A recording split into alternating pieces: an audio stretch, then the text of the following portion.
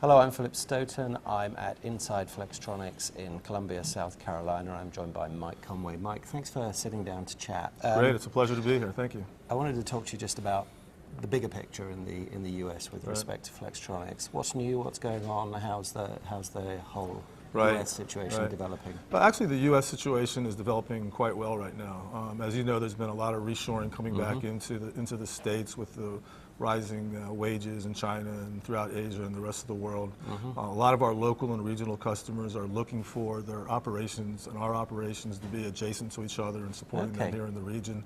And we often act as a local gateway for customers that want to start here, be close to their operations, their R&D and design, and then launch globally. So we do a lot of that work throughout the Americas. Okay, and you mentioned there reshoring. I mean, we're hearing quite a bit about that trend. What kind of projects are coming back into the US? Is it all kinds, or is it particularly larger form factor, or stuff that it's really all kinds. I mean, we do a lot of networking and telecom work, and a lot of MPI and heavy design work up front, getting those projects ramped up and then launching them offshore into our higher volume facilities. A lot of industrial products. We do the entire supply chain, so it's everything from small form factor and boards up into integration, full systems assembly. So we pretty much cover the full gamut here in the U.S.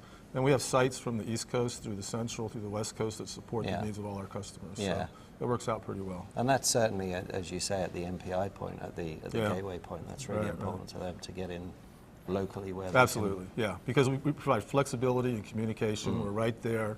We can answer their calls. We can be down the street, visit with them. They come visit with us. And when you're trying to launch a product globally, and their engineers are here in the U.S., that distance and time just takes away a little bit from the communication.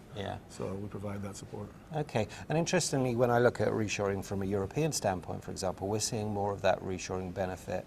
We're seeing some by the traditional manufacturing base, like Germany, but we're seeing stronger development in Eastern Europe, where the costs are perhaps a little bit closer to Asia. What are you seeing here with respect to them coming back into the Americas, but maybe Mexico, maybe even developing in South America? Yeah, absolutely. So you mentioned Mexico. That's a big area for us. We have a lot of business down there. For a while, we saw a lot of the lower cost products moving offshore into Asia and Eastern Europe and such. A lot of that's come back into Mexico recently. So from a proximity perspective, they're low cost. They're right next to the U.S. and North America. We get the product into them in a very short, good fulfillment manner. And it's a really booming business for us. So Mexico's doing really well. Brazil's doing very well. There's a lot of activity there from a government standpoint, from the Olympics and all the other activity that's going on there.